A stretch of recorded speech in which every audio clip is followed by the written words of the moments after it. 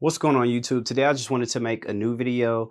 I had a couple people in the comments of the Ursa Cine video specifically ask me about the runtime on this camera.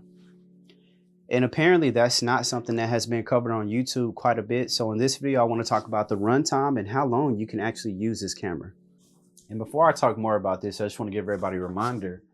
I'm using the IndiPro BM298 batteries. Now I believe these are actually about 300 watts.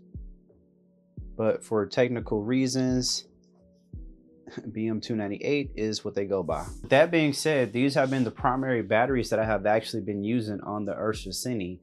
I do own 4 of these batteries. I figured it was best to just get multiple batteries instead of paying $1,000 for a B-mount switcher. With that being said, what I've noticed is if you run the camera at maximum capacity, so that's 100% brightness on both monitors and power the EVF, you're generally going to get about 2.5 hours of battery, give or take.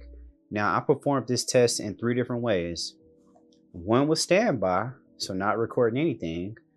One was in 12K, and one was in 8K. With that being said, they generally range from 2 hours and 20 up to about 2 hours and 40 max.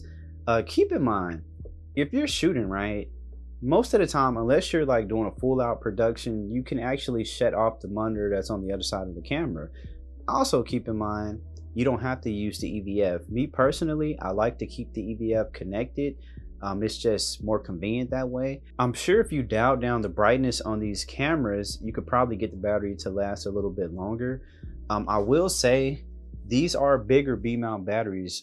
From my research, 300 watts is pretty much the biggest you can go B-mount right now. Yeah, so that's definitely how much battery life you're getting out of these cameras. And originally for this test, I was actually going to post clips from the DJI Osmo. But what I've realized is if you record long form videos on the Osmo, man, it makes the file unbearable for whatever reason. I guess it's just too big of a take. So I'm going to try to add it on this video. If you don't see it in here, that's the reason why. I'm like, you know what? I'm trying to figure out how to show this, but not clog up everything as well. With that being said, I definitely still recommend these batteries. Maybe I'll try some other brands in the future, but to my knowledge, IndiPro has the best deals on B-mount batteries, especially when it comes to the watts.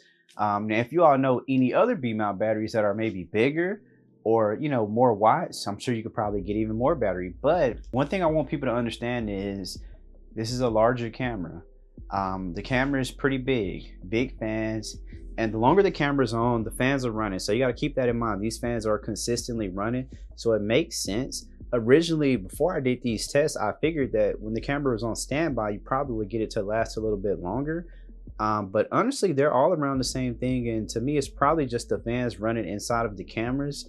And that's the reason they're kind of being rated at that. With that being said, I think if you're doing a shoot and you get, you know, with that being said, and shout out to the guy in the comments who's like, oh, with that being said, yes, that's my word, or that's my phrase, I should say. But with that being said, if you're doing a shoot, I think it's better to have multiple batteries instead of that switcher. Now, I do think the B-mount hot swap plate is a good idea as well, but I think that's something you get after you have multiple batteries, because if you don't have anything to swap to, what's the point of having the hot swap plate?